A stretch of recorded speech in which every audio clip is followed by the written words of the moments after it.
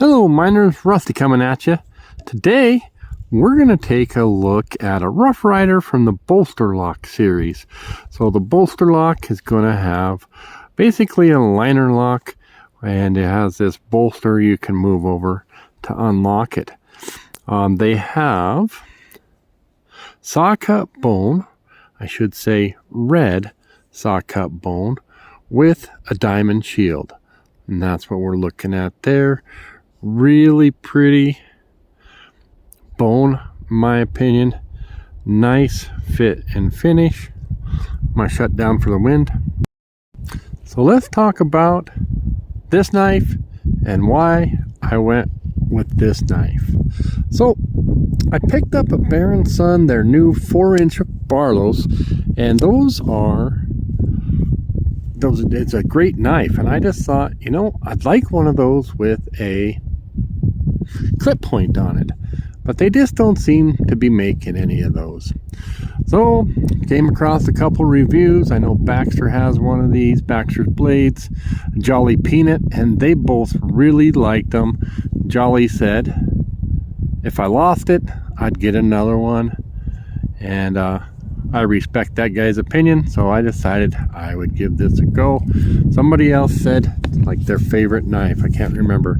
The model number is RR1960. If I can read that right, don't have my glasses on. And we have the R-stamp bolster, good fit and finish. I got this off of eBay and paid about $25 to have it delivered.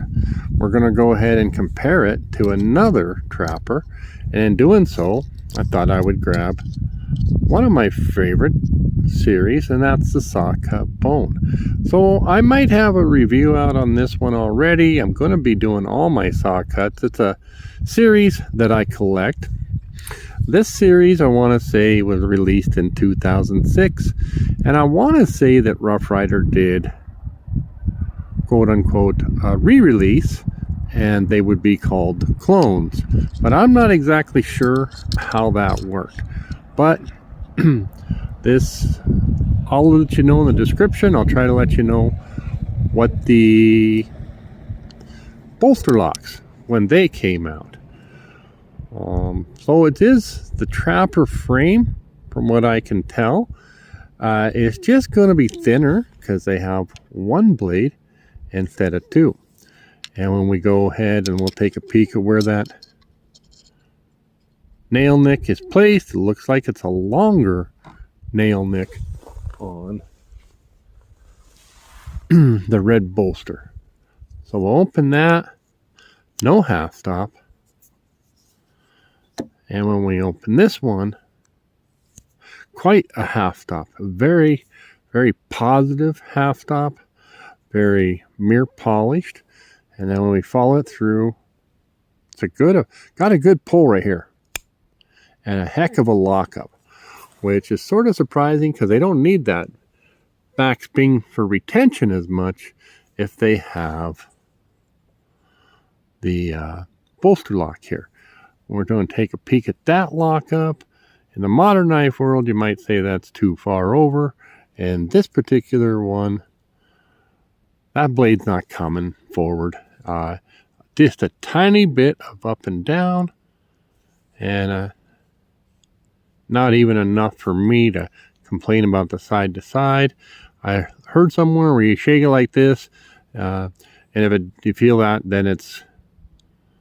then that's when you have too much blade play.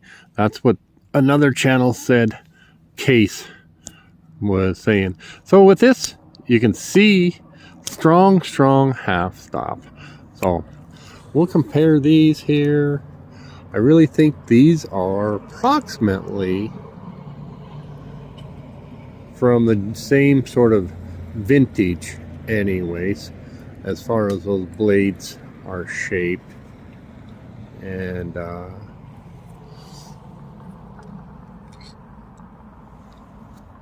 we'll get them in here. Yeah, looks like this one might cant down a little more. And this one, but I'll tell you something, I love the slimness of this. So I have been looking for other, what they call half trappers. And if I'm lucky, I'll be picking one up tomorrow night on eBay. And I already have another one I'll be showing off in the near future with these. So then I'll do a comparison like I normally do. All right, guys. Thanks for joining the miner. Hey guys, we're in the sun's going down, but you know me, I always leave something on the table. And in this case, that's my bow trapper. And this is a single bladed trapper. So we'll give a comparison. And this one does not have a locking bolster. These are discontinued as far as I know, and these pretty readily available. You might not be able to find them at Smoky Mountain Knife Works and or Chicago Knife Works, but I think these were produced after this bolster lock. So you get an idea there. But what it makes a difference is just this. It's almost like a slimline trapper, which I haven't held yet. But this one with the curve, it has its advantages and disadvantages. And I actually like that one better, but this one cuts well. I used it to cut my dog's treats in on the coming in. So, yeah, I got some joy out of that. What do we got here? Should have, okay, half stop. Boom. Okay, and this one has a half stop, but I wanted to show you one last thing, and that is when I let this down, I'm gonna pull that blade to the pile side because it's not centered. And apparently that's a thing with this knife. And people say that's fixed to that is to put this in a vise and squeeze it, and or wrap it with leather and tap on it. We're tapping on this pivot here, and that will align this blade, and it may cause your pivot to show.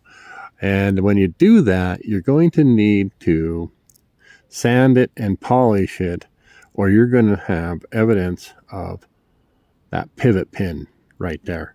So I just wanted to throw that in there. It's kind of a more complete review. Thanks, guys. Bye.